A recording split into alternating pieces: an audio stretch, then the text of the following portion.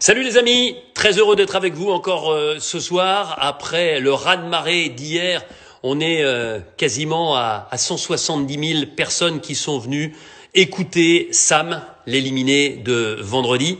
Alors je tiens tout de suite à vous rappeler que vendredi prochain, c'est un épisode complet, un épisode haut en couleur que vous aurez la chance de voir. Alors, je vais recevoir dans quelques instants Candice et Jérémy. On va être d'humeur badine, on va sourire, on va rire, on va se remémorer des bons moments.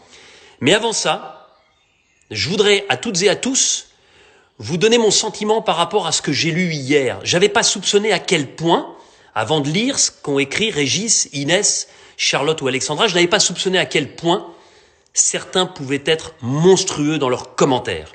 Alors, plus simplement que de vous dire quelque chose comme ça, j'ai écrit ce que j'avais sur le cœur et je vais simplement vous le dire avant d'accueillir Candice et Jérémy parce que je pense que là, on a dépassé les bornes. Alors, je voudrais vous dire mon dégoût, ma consternation, ma colère aussi devant les messages haineux, scandaleux reçus par certains aventuriers. Je les ai cités, Régis, Inès, Charlotte, Alexandra et bien sûr, auparavant, Ahmad. Mais alors, dans quel monde vit-on ? Comment peut-on menacer de mort, insulter, promettre le pire à des aventuriers de Koh-Lanta ? Que leur reproche-t-on finalement ? De jouer leur jeu ? D'essayer d'aller le plus loin possible avec leurs forces, leurs faiblesses ?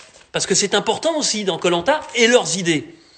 Alors évidemment, je tiens tout de suite à vous rassurer, 99,9% des gens qui sont là ce soir, qui sont devant leur télévision, sont des téléspectateurs formidables qui se passionnent pour cette aventure avec calme et courtoisie. Ces messages sont l'œuvre d'une infime minorité d'aigris, de jaloux, des gens qui méritent à minima le mépris. Et le pire, c'est que tous ou presque sévissent sous couvert d'anonymat, sans le courage de leurs propos, en se cachant derrière un pseudo bidon. Alors, mesdames, messieurs, ayez au moins le courage de signer vos saillies pathétiques, vos insultes, pour qu'on puisse, sans mal, vous identifier si besoin. Car de quoi parle-t-on ? D'un jeu d'aventure où 20 aventuriers représentatifs le plus possible de notre pays, c'est-à-dire très différents, tentent de résister aux éléments, aux épreuves et aux éliminations pendant 40 jours. Je le répète, et je le répéterai inlassablement, c'est un jeu, et tous, quel que soit leur niveau, leur origine, leur âge, leur sexe, ont le droit d'espérer gagner. N'en déplaise à ceux qui, dès le départ, ont désigné leur favori à la victoire et qui enragent lorsque leur pronostic, comme vendredi avec l'élimination de Sam, est bousculé. Les aventuriers, ça c'est pour vous les rageux. Les aventuriers sont maîtres de leur destin de bout en bout. Un petit coup de téléphone en même temps. C'est ça qui vous rend dingue. Les aventuriers, ils s'éliminent du premier au dernier jour et ils élisent le grand gagnant sans intervention extérieure. Rien ni personne ne peut interférer de l'extérieur dans leur choix. Et je vous le dis, personne au départ, personne vraiment ne mérite plus qu'un autre la victoire. Ils sont tous sur la même ligne et ils rêvent tous de l'emporter. Ceci dit, ça n'empêche en aucun cas, bien sûr, de vivre passionnément cette aventure dans votre canapé, d'avoir vos favoris, de vous identifier à certains plus qu'à d'autres et d'exprimer vos sentiments via les réseaux sociaux. Mais de grâce, faites-le avec retenue, mesure et discernement. Vous vous rendez compte ? Menacés de mort, de représailles, traiter des pires insultes des gens que vous ne connaissez même pas. Vous ne les avez jamais rencontrés, les candidats de Koh-Lanta. Vous ne les voyez que par le prisme de la télévision. Et donc vous les menacez juste pour un jeu, juste parce que vous n'êtes pas d'accord avec leur stratégie. Mais où va-t-on ? Tout ça pour un choix, une stratégie ou une alliance.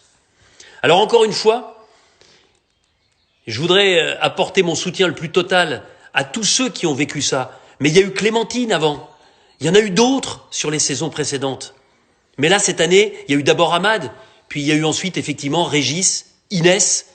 Voilà, voir Inès en pleurs sur les réseaux sociaux, c'est pas quelque chose qu'on peut accepter parce qu'elle est déstabilisée. Je pense à Charlotte et je pense aussi à Alexandra. Le conseil que je peux vous donner pour l'instant, c'est un conseil terrible parce que c'est aussi un peu leur donner raison, c'est de tempérer vos venues et surtout la lecture des messages sur vos réseaux sociaux, que ce soit sur Instagram ou sur Twitter.